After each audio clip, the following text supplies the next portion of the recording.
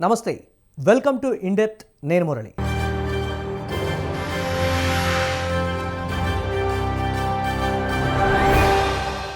వాస్తవానికి artificial intelligence ఒక అద్భుతమే.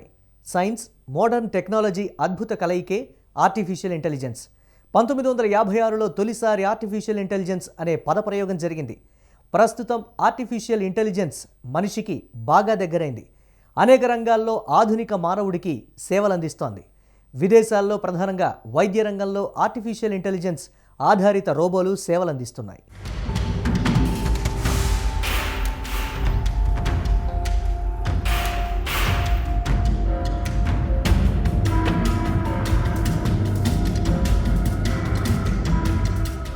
జ్ఞాపకాలను గుర్తుంచుకోవడం, సమస్యలను పరిష్కరించడం, పరిస్థితులకు అనుగుణంగా ప్రతిస్పందించడం వంటి సామర్థ్యాల సమాహారమే మేధస్సు. దీనికి అచ్చంగా ప్రతిసృష్టే కృత్రిమ మేధస్సు. ఇదే ఆర్టిఫిషియల్ ఇంటెలిజెన్స్గా యావత్ ప్రపంచమంతా పాపులర్ అయింది.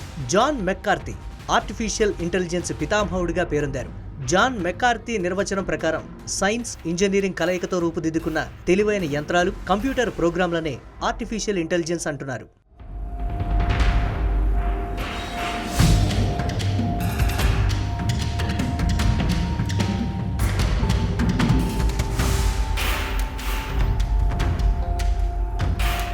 మనిషి తన అవసరాలు తీర్చుకోవడానికి తనలాగే బుర్రకు పదును పెట్టి ఆలోచించే మేధస్సు అవసరమని చాలా ఏళ్ల క్రితమే అనుకున్నాడు. అలా మనిషి తన కోసం స్వయంగా తయారు చేసుకున్నదే కృత్రిమ మేధ.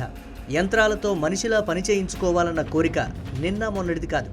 ఇంటర్నెట్ కనిపెట్టక ముందే, అంటే 1956లోనే కృత్రిమ మేధ అనే పదాన్ని తొలిసారిగా ఉపయోగించారు.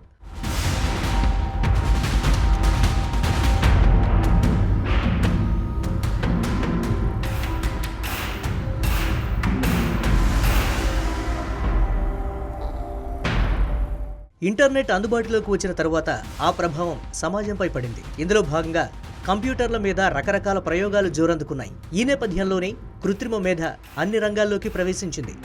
ముందుగా మెడికల్ ఫీల్డ్ని చూద్దాం. మెడికల్ ఫీల్డ్లో ఆర్టిఫిషియల్ ఇంటెలిజెన్స్ వినియోగం ఇటీవలి కాలంలో బాగా పెరిగిపోయింది. ఆర్టిఫిషియల్ ఇంటెలిజెన్స్ సాయంతో హెల్త్ రికార్డులు ఎప్పటికప్పుడు డిజిటలైజ్ అవుతున్నాయి. పేషెంట్లకు సంబంధించిన సమస్త సమాచారం డాక్టర్లకు కొన్ని సెకన్లలోనే అందుబాటులోకి వస్తుంది. దీనివల్ల వైద్య రంగంలో పెనుమార్పులు సంభవిస్తున్నాయి. పరిశోధనల పరంగా మెడికల్ ఫీల్డ్ ముందుకు వెళ్తోంది.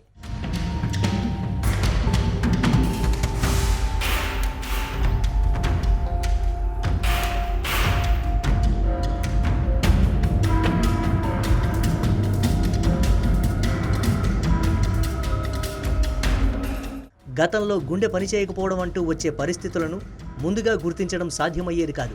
ఈ విషయంలో ఆర్టిఫిషియల్ ఇంటెలిజెన్స్ డాక్టర్లకు, రీసెర్చ్ స్కాలర్లకు ప్రస్తుతం ఎంతగానో ఉపయోగపడుతోంది. పేషెంట్ ఎలక్ట్రానిక్ హెల్త్ రికార్డులను ఆర్టిఫిషియల్ ఇంటెలిజెన్స్ సాయంతో విశ్లేషించి గుండె వైఫల్యం సంభవించే అవకాశాలను ముందుగానే కనిపెడుతున్నారు డాక్టర్లు.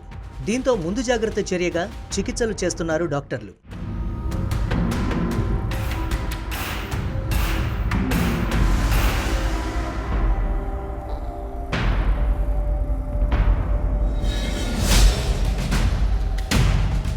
CT scan, MRI, ultrasound scan లాంటి వాటిని పరిశీలించడానికి డాక్టర్లకు ఎక్కువ సమయం పడుతోంది. ఈ విషయంలో వైద్య రంగానికి ఎంతగానో సాయపడుతోంది ఆర్టిఫిషియల్ ఇంటెలిజెన్స్.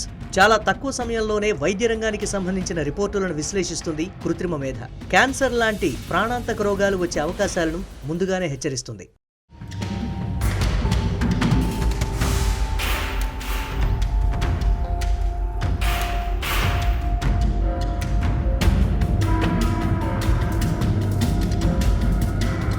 కరోనా మహమ్మారి కారణంగా ఆర్టిఫిషియల్ ఇంటెలిజెన్స్ సామర్థ్యం ఉన్న రోబోల వాడకం ఒక్క ఏడాదిలోనే దాదాపు 25% పెరిగిందని లెక్కలు చెబుతున్నాయి. విదేశాల్లో అయితే ఐసోలేషన్లో ఉన్న పేషెంట్లకు మందులు, ఆహారం అందించడంలో రోబోలే కీలక పాత్ర పోషించాయి. అలాగే కరోనా సమయంలో ఆసుపత్రులను ఎప్పటికప్పుడు శానిటైజ్ చేయడం, పేషెంట్ల అస్వస్థతను పరిశీలించి వారిని సంబంధిత స్పెషలిస్టు దగ్గరకు పంపడంలో ఆర్టిఫిషియల్ ఇంటెలిజెన్స్ సాయంతో నడిచే రోబోలే ప్రధాన పాత్ర పోషించాయి.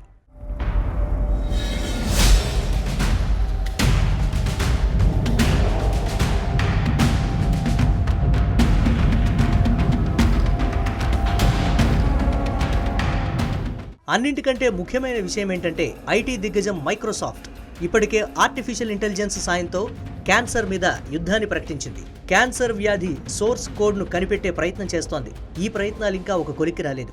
ఈ ప్రయత్నాల్లో మైక్రోసాఫ్ట్ విజయవంతమైతే క్యాన్సర్ వ్యాధికి మందు దొరుకుతుంది. మనకు తక్కువ కానీ విదేశాల్లో అయితే చాలా ఇళ్లలో వృద్ధుల ఆలనా పాలన ప్రస్తుతం రోబోలే చూసుకుంటున్నాయి. దీంతో దాదాపుగా అన్ని విదేశాల్లో రోబోలకు విపరీతమైన డిమాండ్ ఏర్పడింది.